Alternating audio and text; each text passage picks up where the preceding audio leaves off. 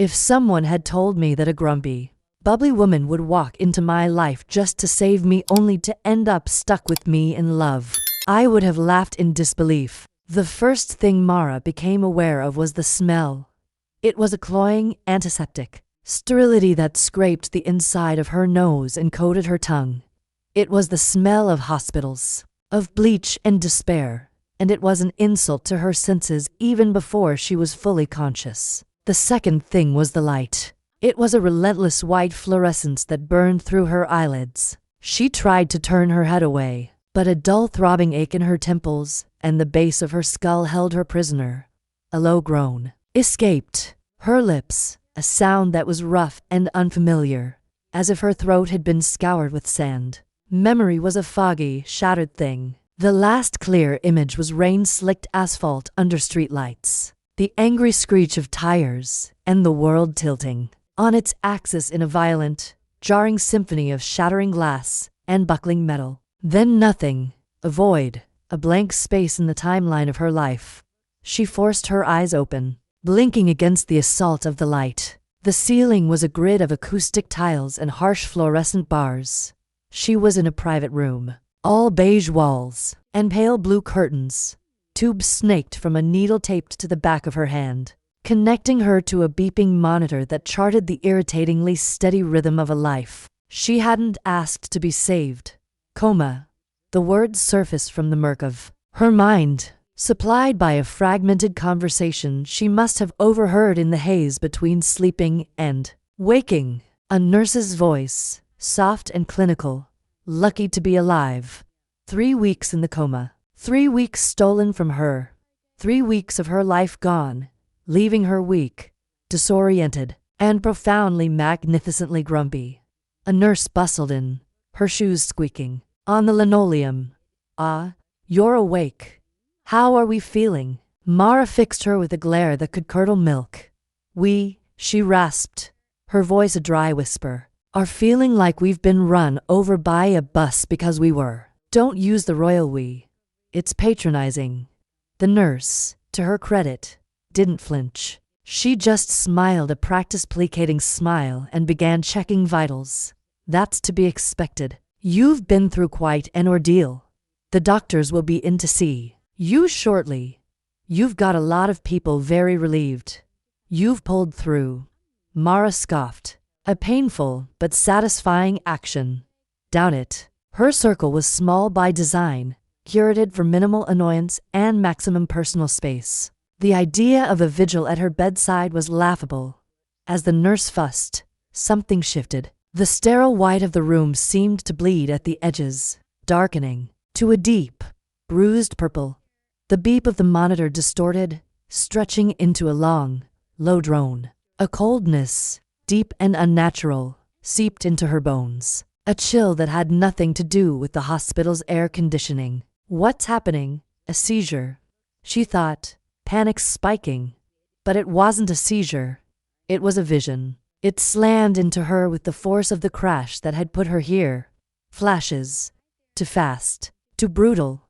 A woman's face, beautiful and terrified. Eyes wide with shock. Blonde hair matted with something dark and wet.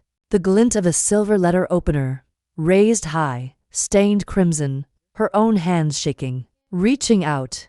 A crowd of blurred faces, their expressions a unified mask of accusation and horror, all pointed at her. Their mouths were moving, screaming a single silent word, murderer. The images were visceral, saturated with a sickening emotional resonance. The metallic tang of fear, the coppery scent of blood, the crushing weight of guilt.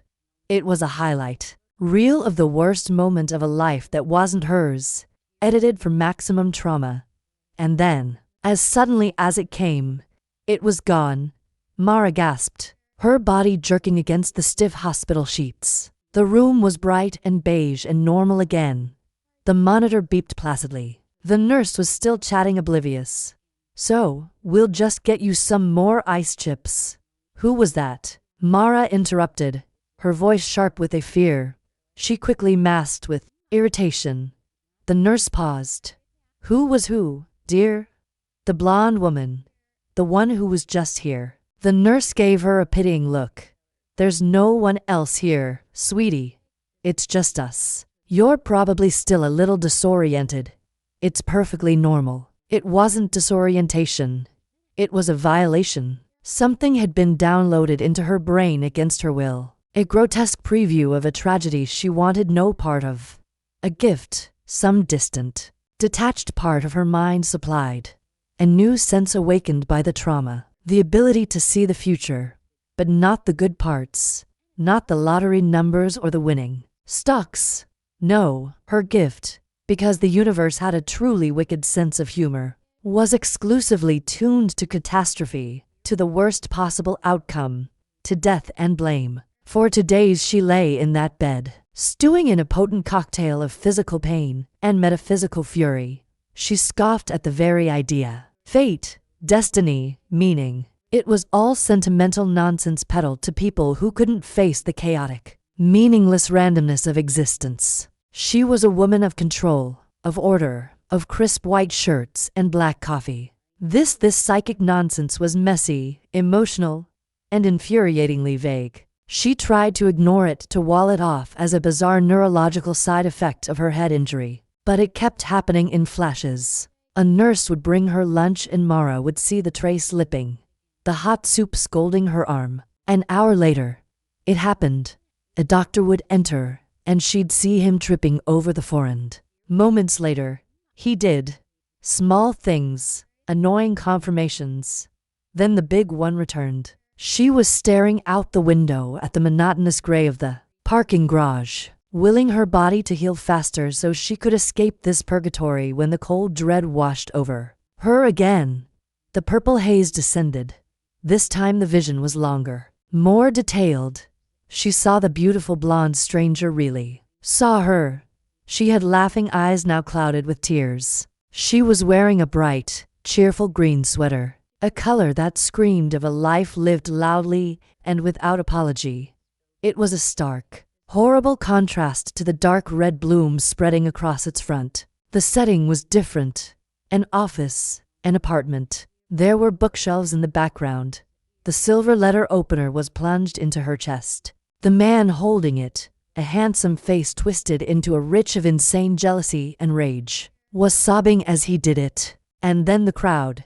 Not a crowd, but people she almost recognized. Colleagues, friends. Their faces were a mosaic of grief and hatred, and every single one of them was looking directly at Mara, their fingers pointing, their mouths forming the accusation she could now hear as a deafening roar.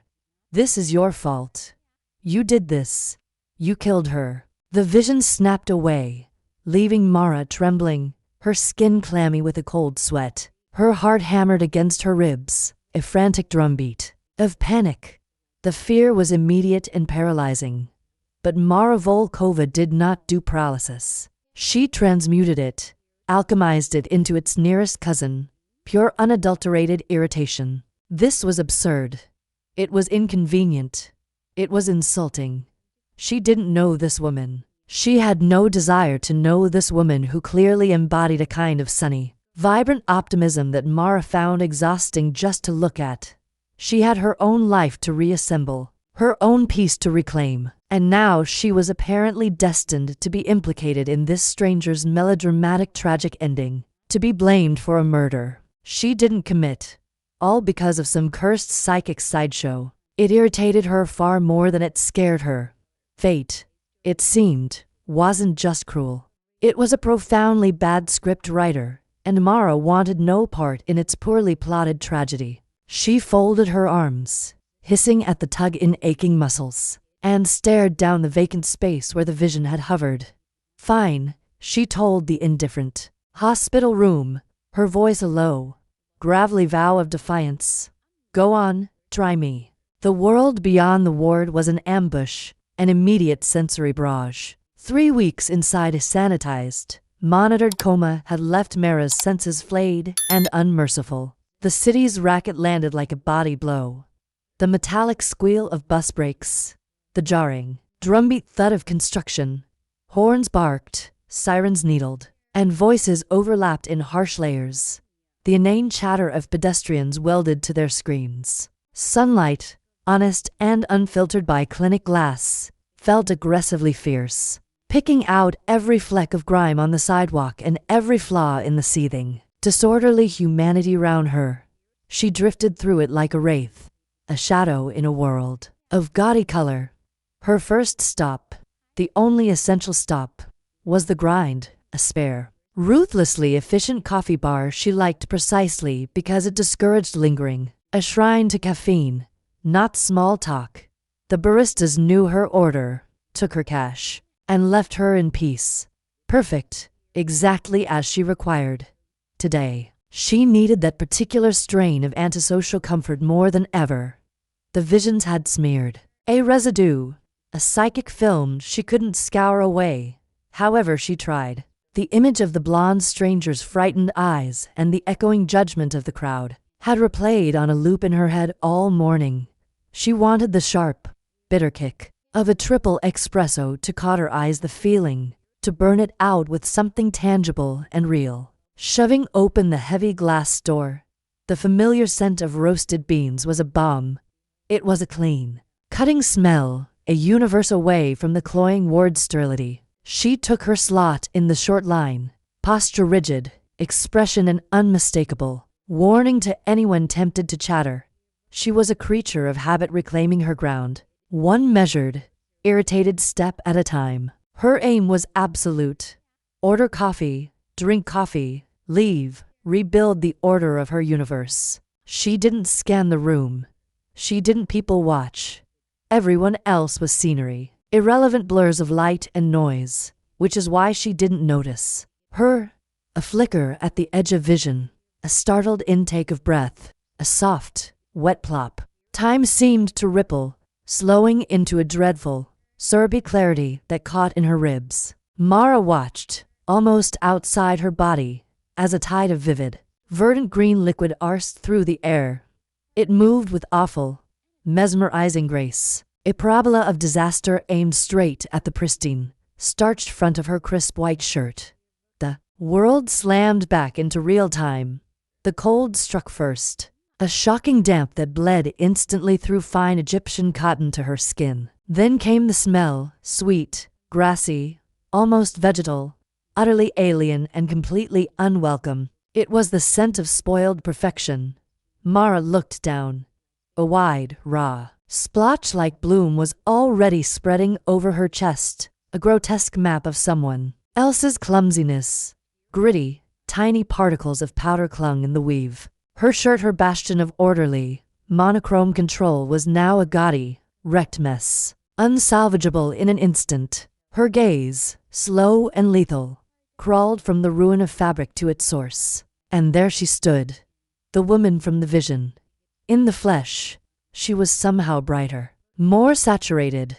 Sun-kissed blonde hair twisted into a messy yet cheerful bun, a few strands loosening to frame a face etched with comic horror.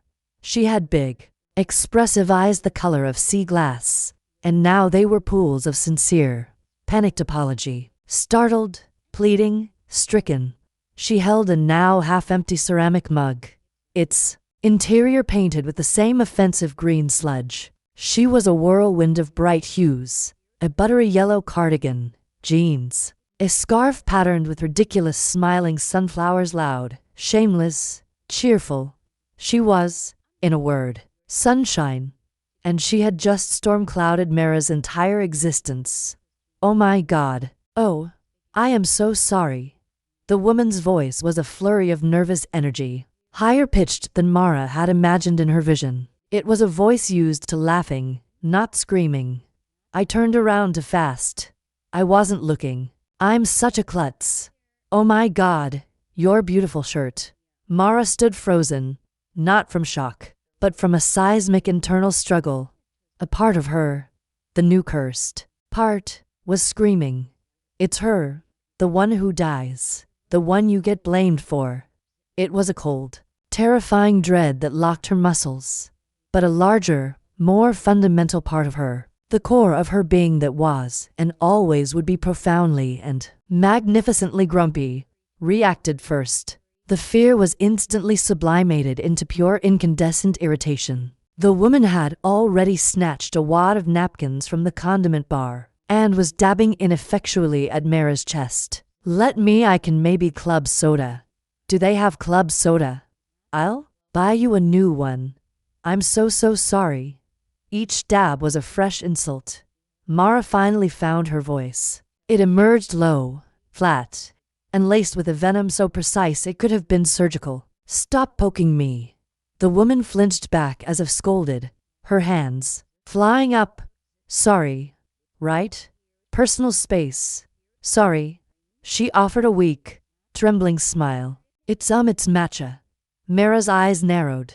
Of all the liquids in all the cafes in all the world, this walking disaster had to spill matcha on her. It wasn't coffee, a noble stain earned in the line of duty.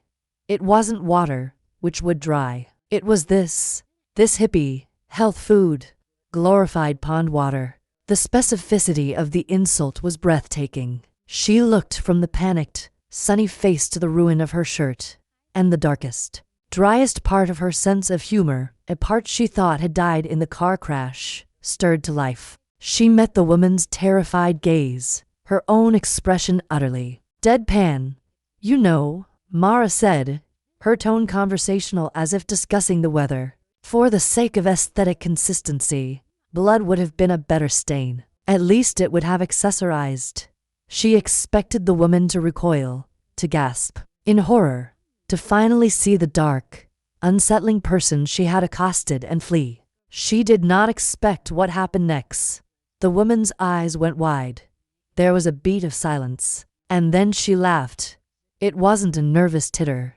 It was a real full-bodied, unfettered burst of laughter that seemed to light up the entire cafe. It was a sound that was entirely too big for the quiet, minimalist space. It was warm and musical and utterly disarmingly genuine. Oh my God, the woman wheezed, clutching her stomach, her earlier panic completely erased by mirth. That's the funniest thing I've ever heard.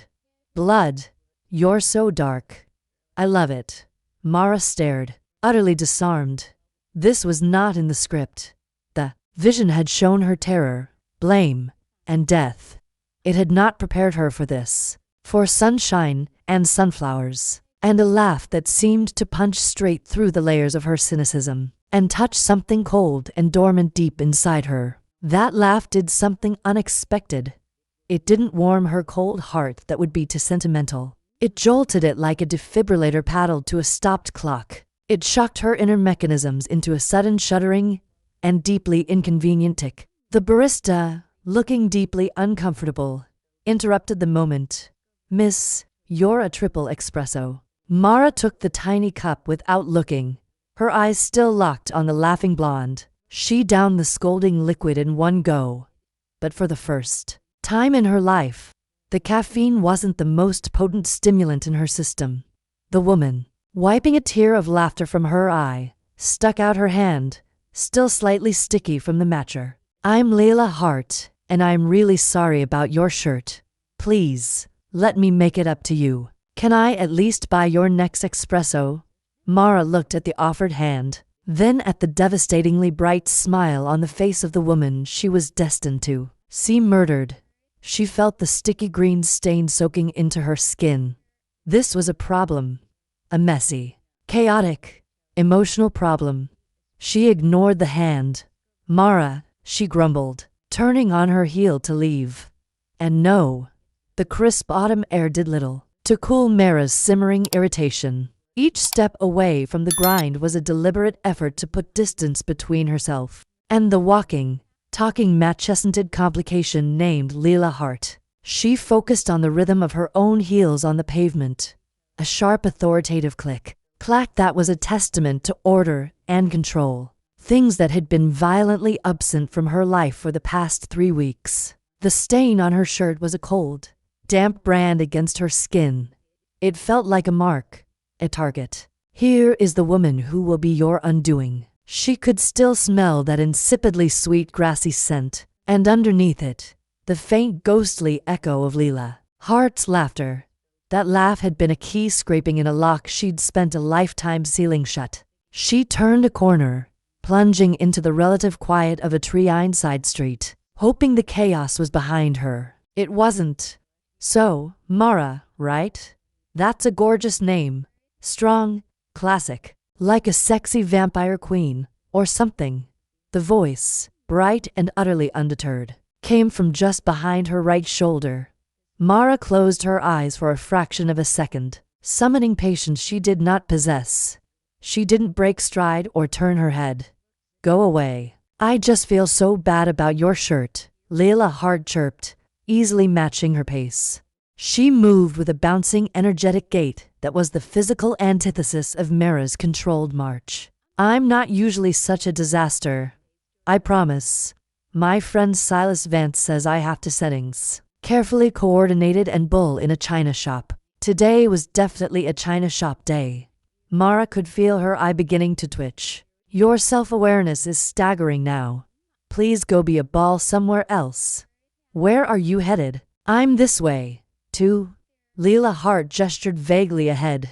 She was clearly lying. Ooh, I love these old brownstones. Don't you just want to know all the stories hidden in them? All the love affairs and the secret passages, and I want them to be quiet and leave me alone. Mara interjected flatly. Like most sensible things. Leila Hart laughed again. That sound. It was like a sunbeam insistently prying at the edges of a storm cloud. Each peal was a tiny, irritating violation of her personal gloom. It made the back of her neck prickle. The vision flickered behind her eyes. That same laugh, choked off, replaced by a gurgle. The contrast was so violently jarring, it made her nauseous. A dark protective instinct, ugly and sharp, rose up in her throat. The words were out before she could censor them, muttered under her breath like a poisonous curse. Maybe it won't be such a bad thing that you're going to die. At least the noise will stop. The moment the words left her lips, the air changed. The cheerful chatter beside her ceased. The bouncing steps faltered. Mara kept walking, a part of her hoping, praying that she had finally succeeded in repelling the human golden retriever, that she had held a stone of such pure, unadulterated darkness that it would shatter the sunshine and send her fleeing. She should have known better. Leila Hart's hand shot out, not to touch her, but to grip the sleeve of her leather jacket, forcing her to stop. Mara finally turned to look at her. The endless smile was gone. Leila Hart's face was pale, her sea lass, eyes wide with a confusion that was rapidly curdling into genuine alarm. She heard it. What did you just say? It sounded incredulous, frayed at the edges, like fabric about to rip. Leila Hart's voice came out small, the brightness drained. Clean from it. Mara exhaled, a long-suffering noise that was mostly sincere. Somehow this was even more tiresome. Now she'd be stuck handling dramatics. Nothing. Forget it. A bad joke. Walk away now, and we'll both pretend none of this happened. But Leila Hart didn't budge. She tightened her grip on Mara's sleeve. No. You didn't say die as a joke. You said it like you were stating a fact. Like you knew the weather was about to turn. Her head tipped, a frightening keenness flashing in her eyes. Back at the cafe, you looked at me like you'd seen a ghost. You knew me. How did you know me? Mara yanked her arm free, exasperation, battling with a reluctant, inconvenient respect for the woman's sudden perception. The universe had handed her a pretty, bubbly fool, and it turned out she was obnoxiously persistent and not entirely brainless. Typical luck. The worst kind of luck. Fine, Mara snapped. Patience burned off. You want the truth. You're determined to tail me through a very unpleasant day. Fine. Let's give you a proper introduction. She leaned closer, voice dropping into a low, grim monotone, the one she used when delivering exceptionally bad news to inept colleagues. I was in a coma for 3 weeks.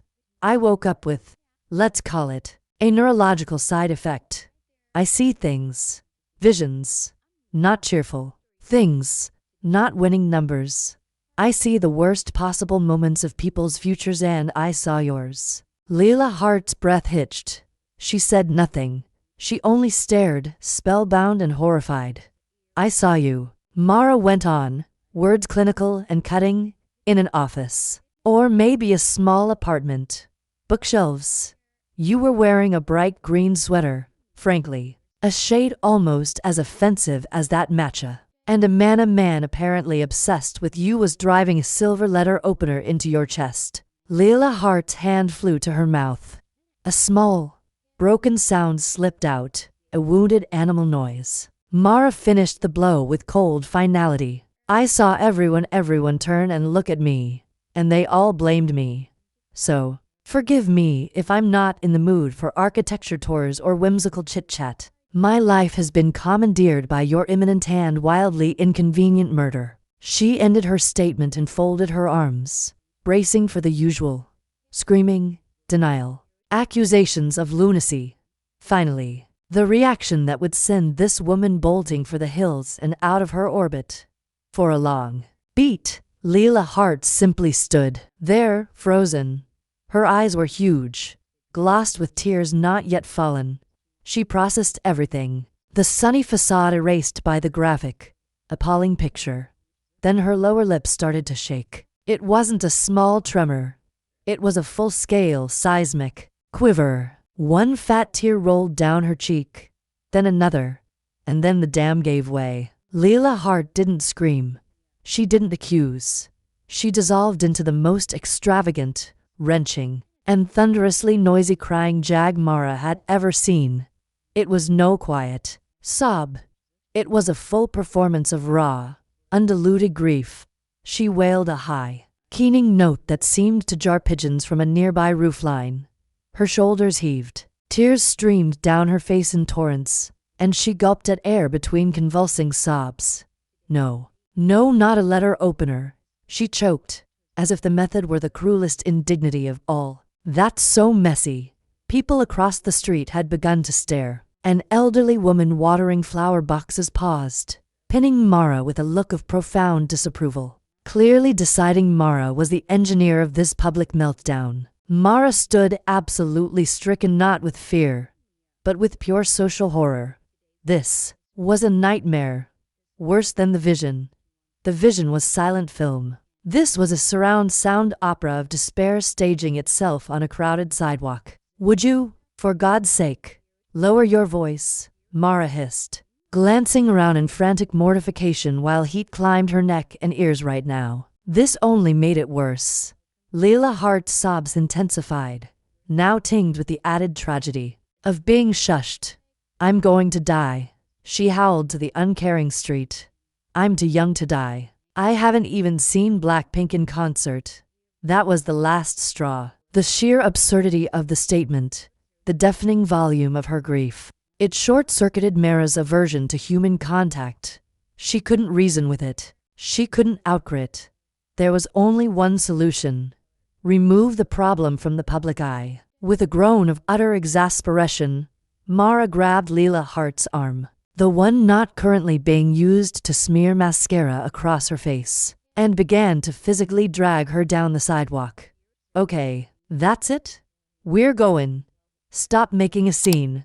I'm dying. I'm allowed to make a scene. Leila Hart wailed, but she allowed herself to be pulled, her steps wobbly and uneven between sobs. You're not dying on my street and getting my pavement dirty, Mara grumbled, hauling her along. If you have to have a complete meltdown, you're going to do it somewhere with soundproofing. My apartment now, move. She marched them the final blocks. Leila Hart's dramatic sniffles and occasional renewed sobs providing a mortifying soundtrack. Mara's mind raced, a single furious thought echoing with every step.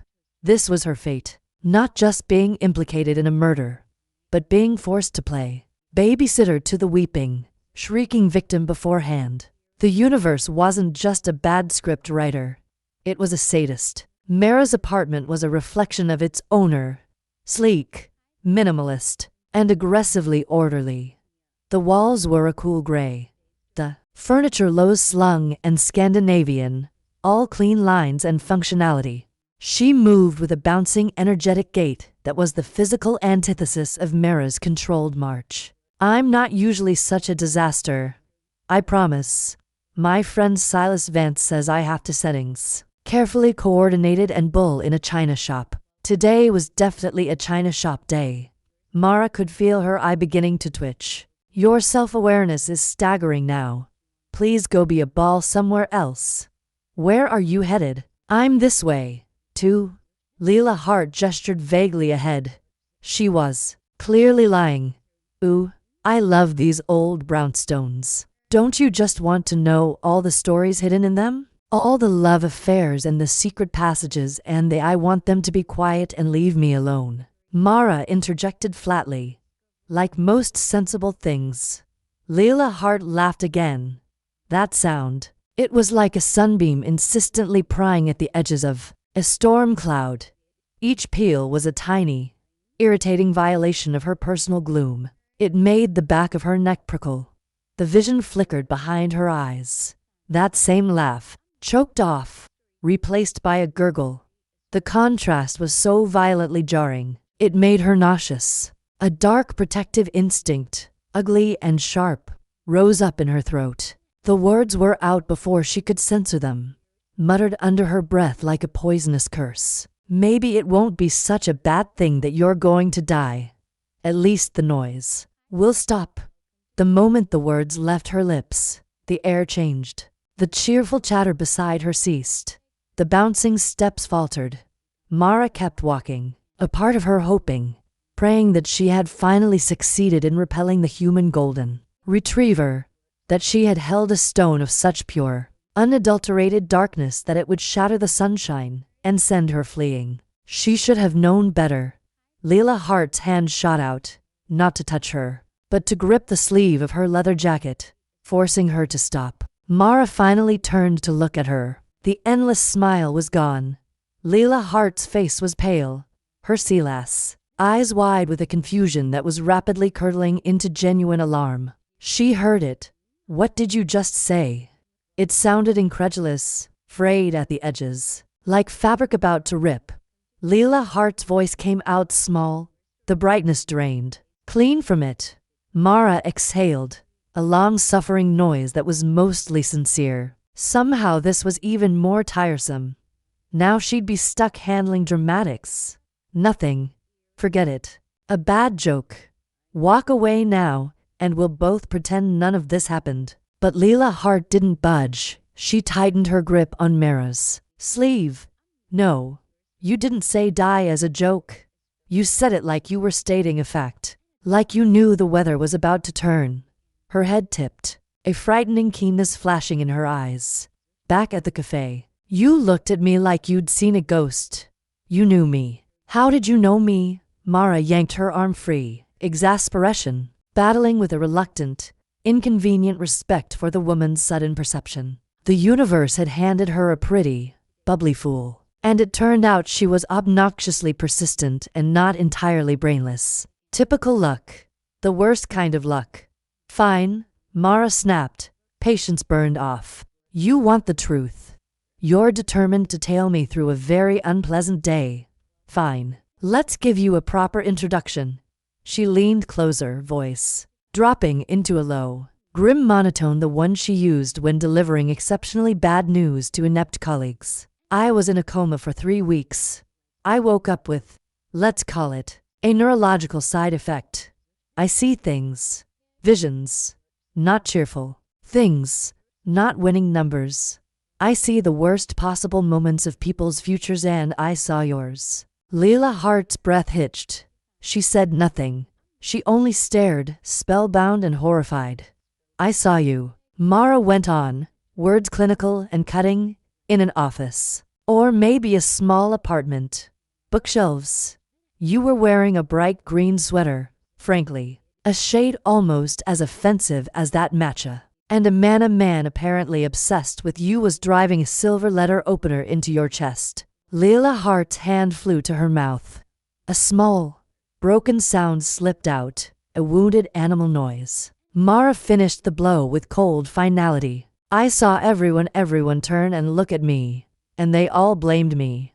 So, forgive me if I'm not in the mood for architecture tours or whimsical chit-chat. My life has been commandeered by your imminent and wildly inconvenient murder. She ended her statement and folded her arms, bracing for the usual.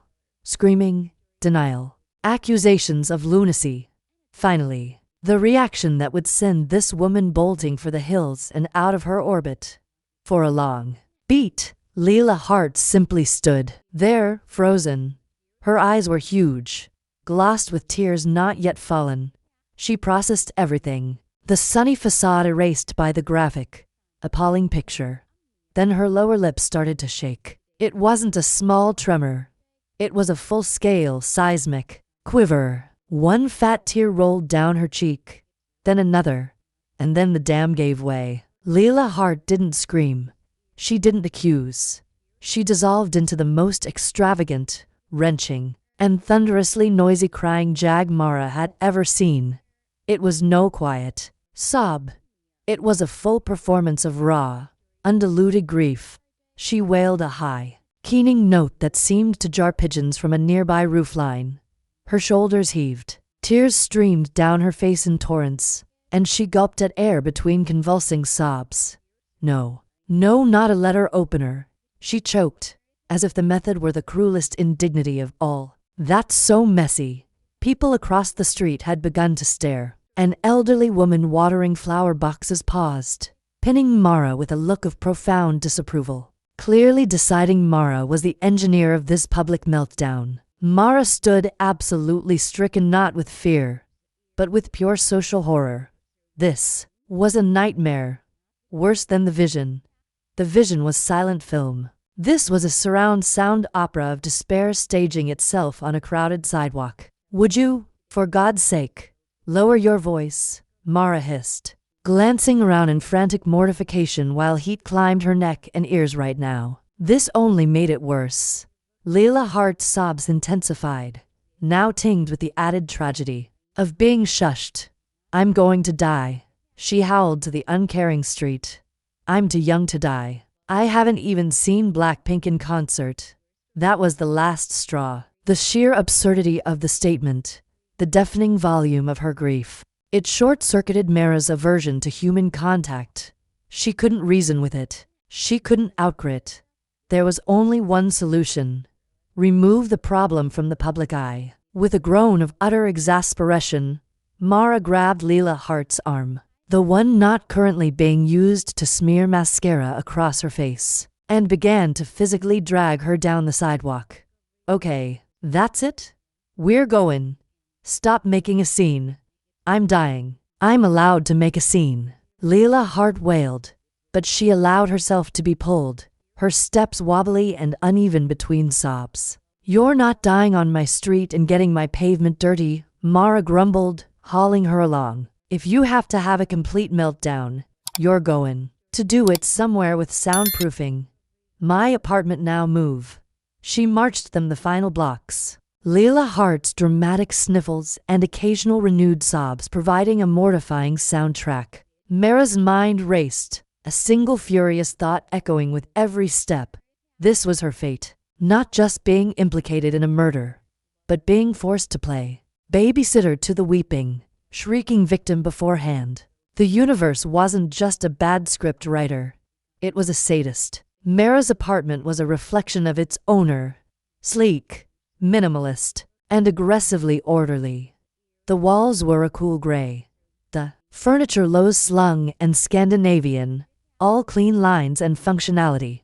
There were no knickknacks, no throw pillows, no personal photographs. It was a sanctuary of silence and control, a place where nothing happened without her explicit permission. That sanctity was now being violently desecrated.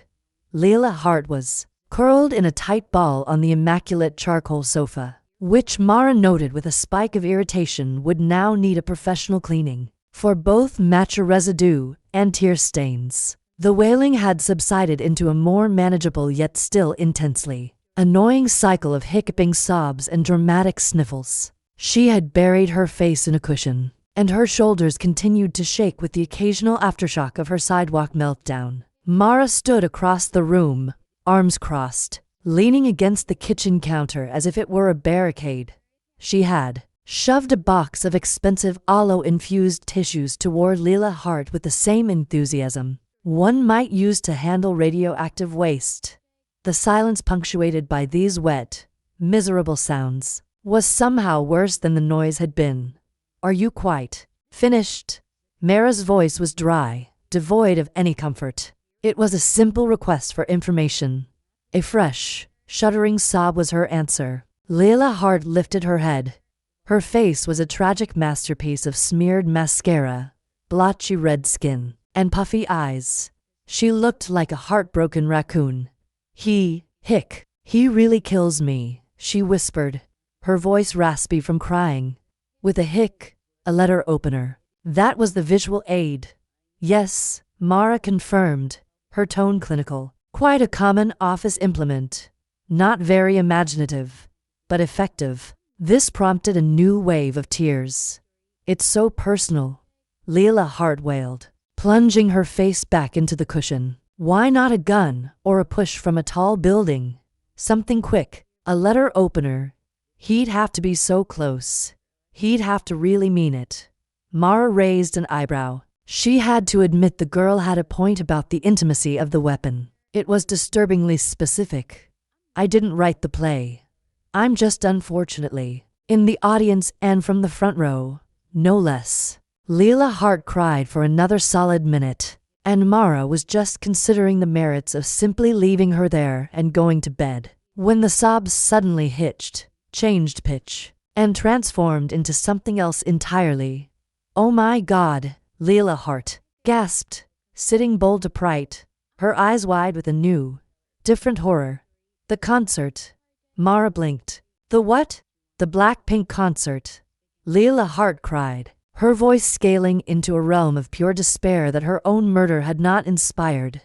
It's next month. I paid a fortune for the VIP ticket. I was going to be in the 4th row. I have a light stick and everything. I'll never get to see Lisa's Vance's iconic hair flip. I'll never hear Kill This Love Live. She looked at Mara, her expression one of utter devastation. I'm going to die without ever having seen Blackpink. Mara stared. She actually physically took a step back as if the sheer force of this absurdity might be contagious. Of all the things to mourn, the loss of life, of future, of loved ones, this woman's primary concern was a K-pop concert. She couldn't help it. A sound escaped her lips. It wasn't quite a laugh. It was more a sharp, incredulous exhale, a puff of air that was the ghost of amusement. It was so utterly ridiculous, so perfectly Leila Hart that it bypassed her cynicism entirely. The sound made Leila Hart stop. She sniffled, wiping her nose with the back of her hand in a way that made Mara's own sense of hygiene recoil. What? She asked, her voice small. You, Mara said, shaking her head in sheer disbelief. You're sitting here having just been informed of your imminent and gruesome murder, and your biggest regret is a pop concert. It's not just a pop concert, Leila Hart insisted, a flicker of her earlier indignation returning. It's a cultural moment. It's Leah's rap verse in DD You Do DD You Do. It's her face fell again.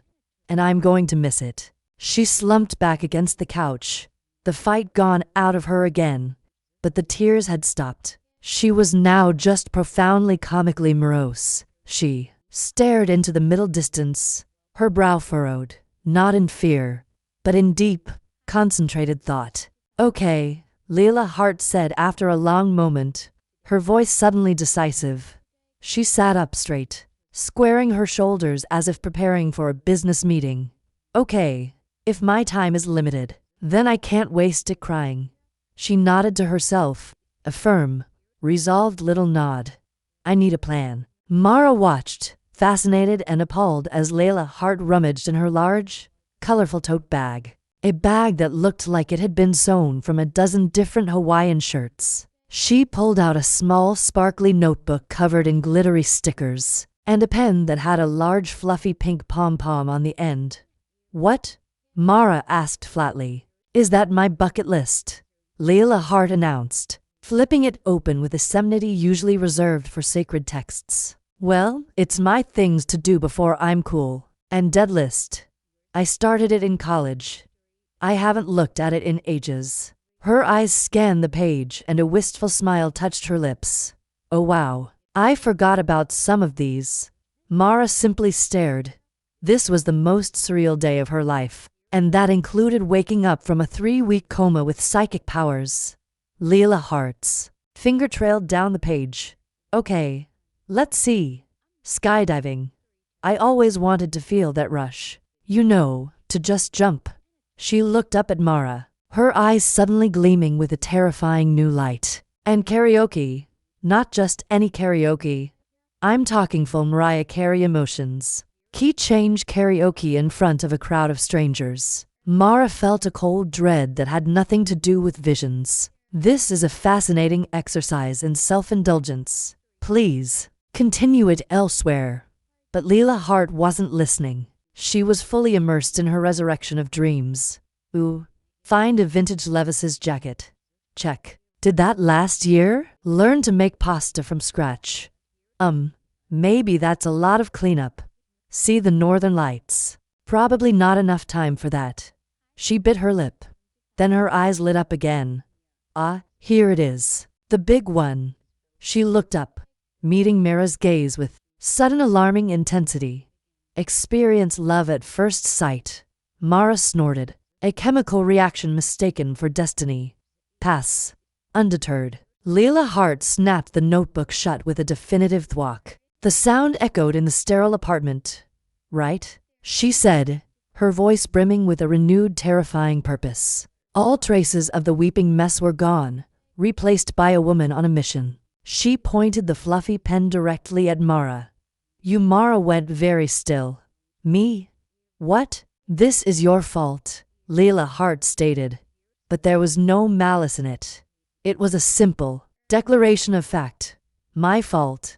I believe I'm the one who didn't stab you with office supplies. You're the one with the vision. Leila Hart countered as if it were the most logical thing in the world. You saw it.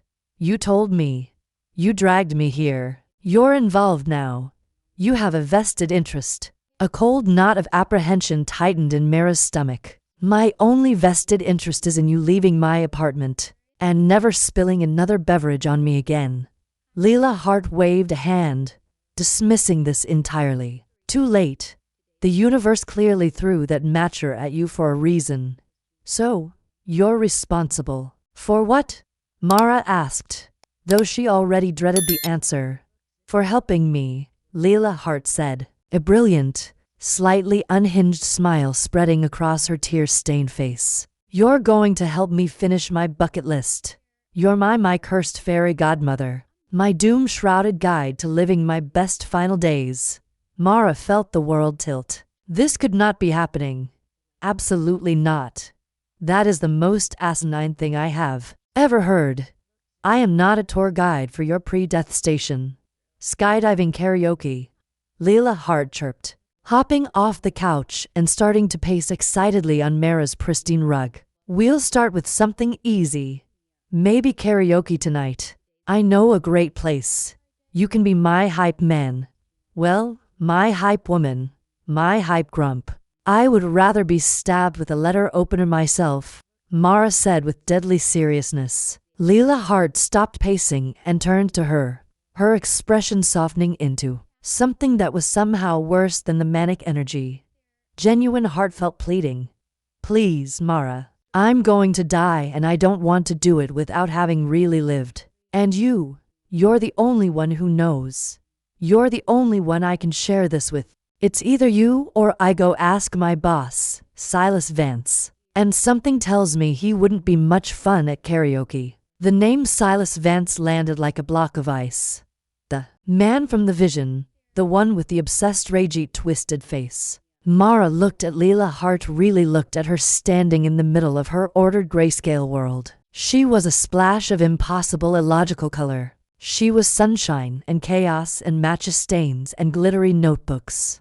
She was a problem, a massive, complicated, emotionally draining problem. But she was also a living, breathing person who against all odds had just stopped a psychic vision from being a silent solitary burden and turned it into a shared insanity. A terrible, ridiculous shared insanity. Mara Volkova, who prized control above all things, had lost all of it the moment that green liquid had hit her shirt. Her fate was now inextricably tangled with this beautiful, ridiculous, doomed woman. With a groan that came from the very depths of her soul, Mara pinched the bridge of her nose, a throbbing headache beginning to brew behind her eyes. "I already regret saving you from a public crying fit," she muttered, the words dripping with exasperation. "I will regret this infinitely more." Leila Hart's entire face lit up, brighter than any concert light stick. "Is that a yes?"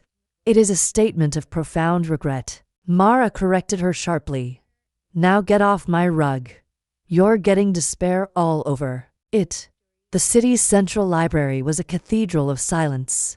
Its vast vated ceilings, the scent of aged paper and lemon-scented polish, the soft, reverent hush that seemed to soak into the very oak of the tables. It was a sanctuary Mara had often sought for its utter lack of human interaction.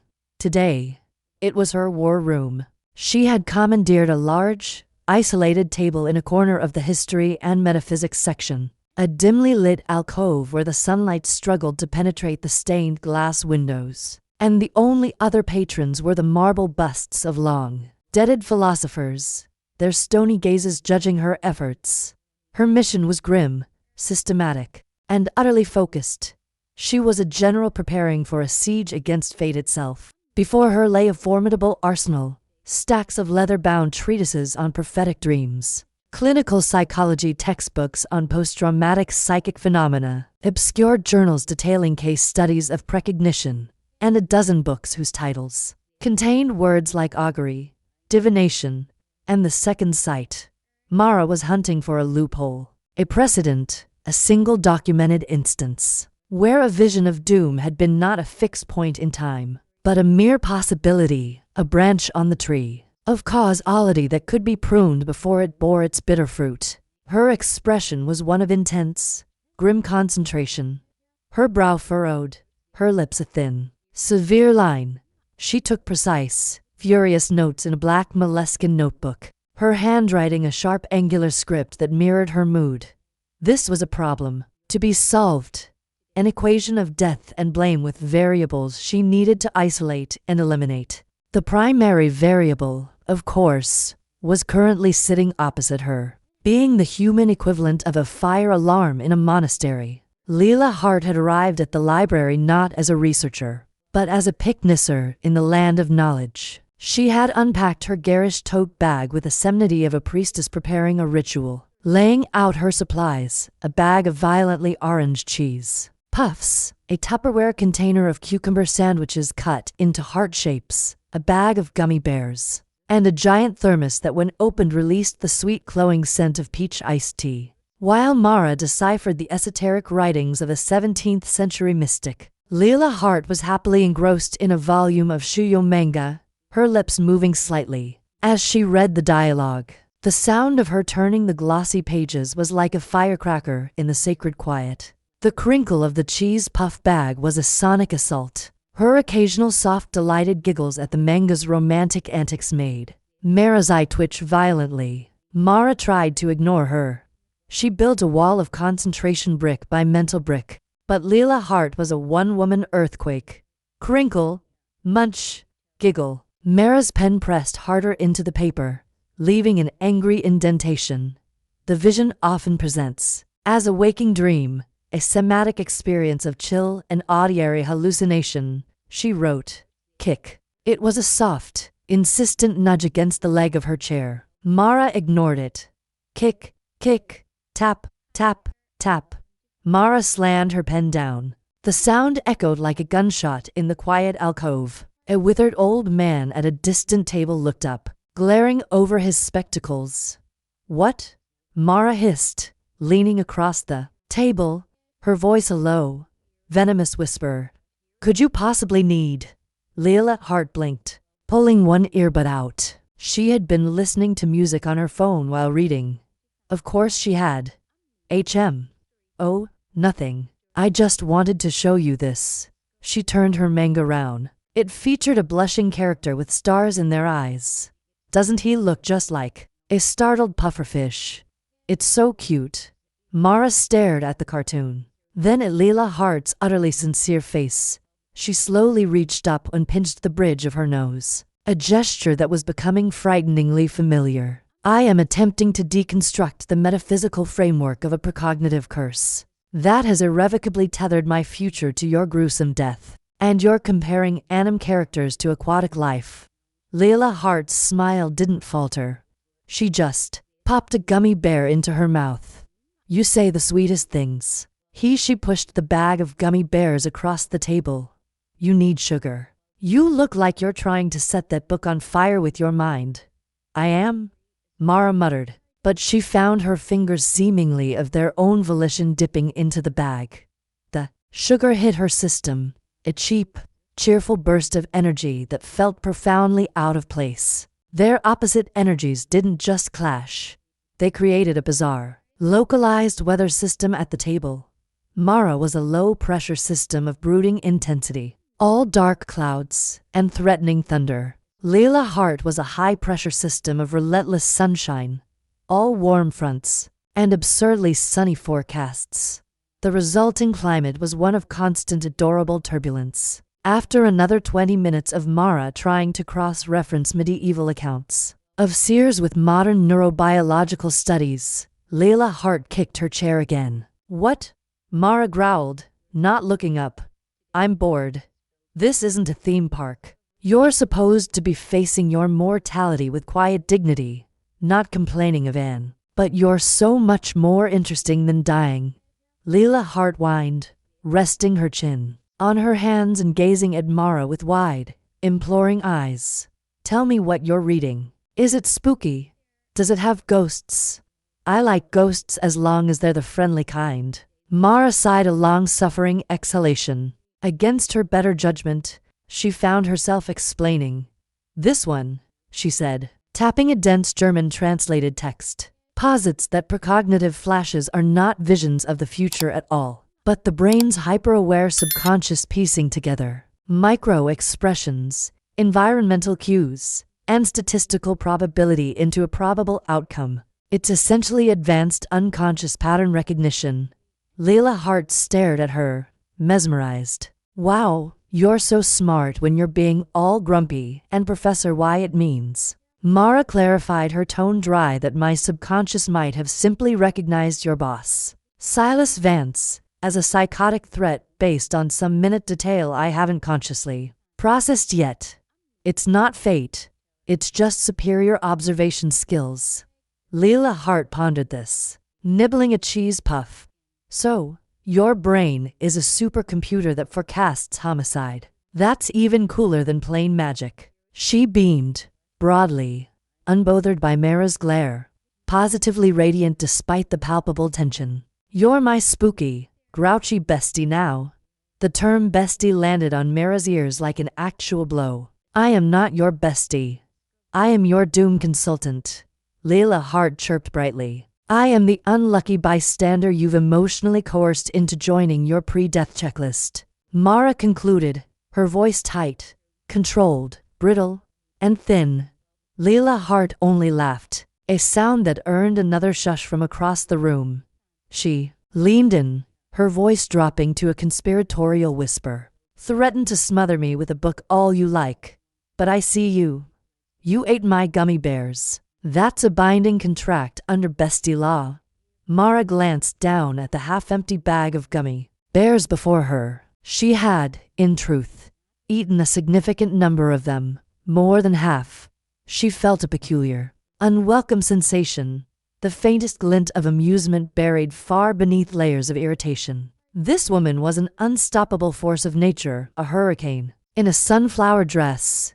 With a sigh of exasperation, Mara slid the bag back toward Leila Hart and drew the heavy German volume closer, burying her face in its dense, inscrutable prose. But the lines swam before her eyes.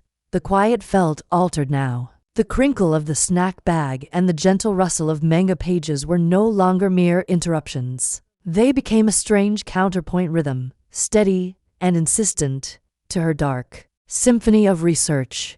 She remained alone in her mission. But she was no longer alone at the table. And despite every instinct shrieking in protest, the dreadful, terrifying truth was that the relentless snacking, kicking, giggling presence of Leila Hart made the unbearable weight of the vision feel just a fraction lighter to carry. The investigation had hit a wall, a formidable, maddening wall built of contradictory theories, mystical nonsense, and psych jargon that all collapsed into one infuriating conclusion. No one actually knew anything. Mara's iron resolve was slowly curdling into a simmering rage. She needed data, hard, observable, present tense data, and that meant confronting the primary variable in her personal doom equation. Silas Vance. Absolutely not, Leila Hart had said for the 5th time, shaking her head so hard her blonde ponytail swished. They were standing on the crowded sidewalk outside a sleek glass and steel office tower that screamed corporate ambition. It's a terrible idea. He's my boss. It's weird.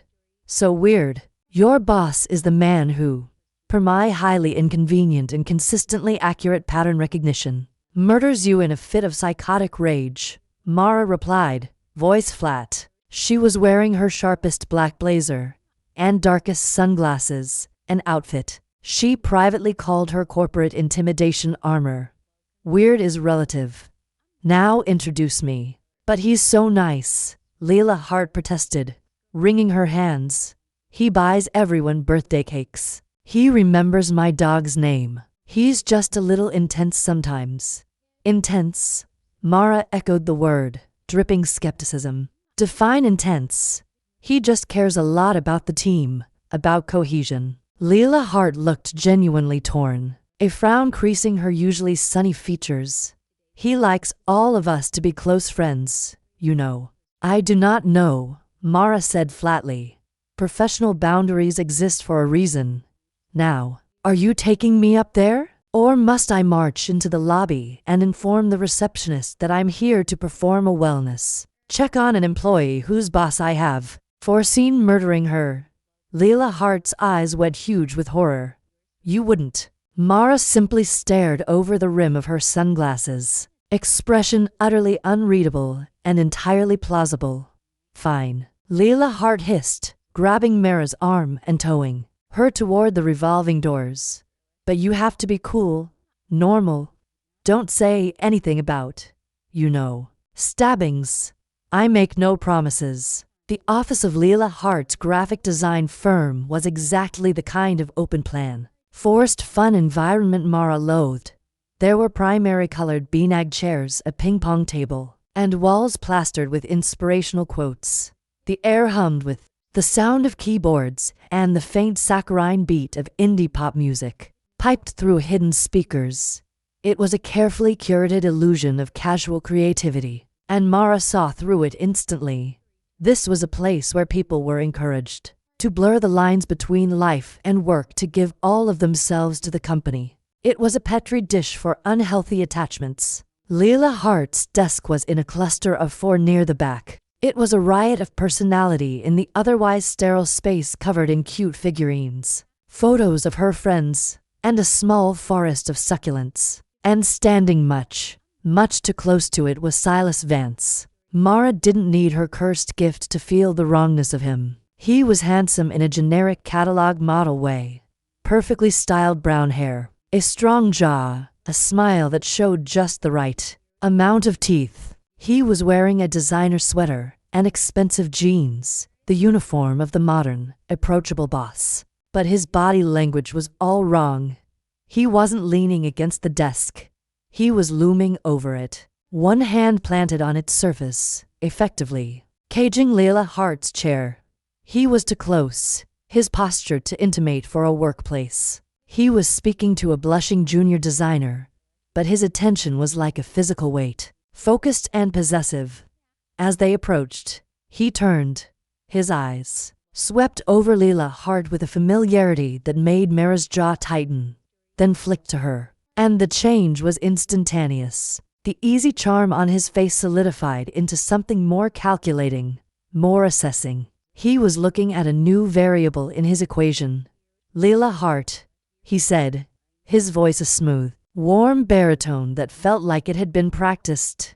There you are. We missed you at the morning brainstorm. His tone was lightly chastising, a way that implied collective disappointment.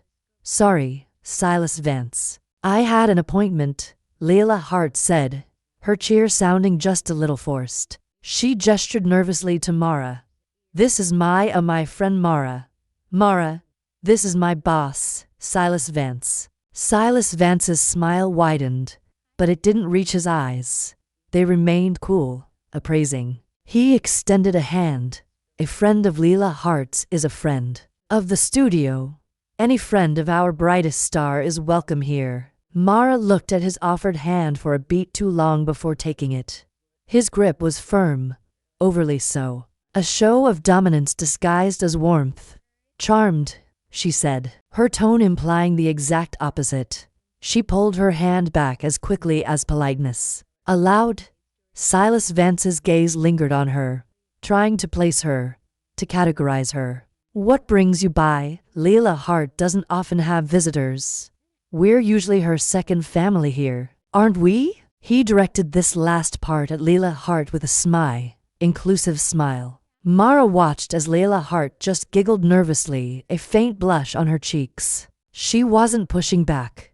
She was accepting this narrative, this erosion of her personal life. The sight of it made something hot and protective coil in Mara's gut. Silas Vance turned his attention back to Leila Hart's desk, his hand brushing against a small hand-painted figurine of a cartoon W. Hail! I was just admiring your new little guy. Here. So cute, just like you. For part 2, subscribe to our channel and ring the bell.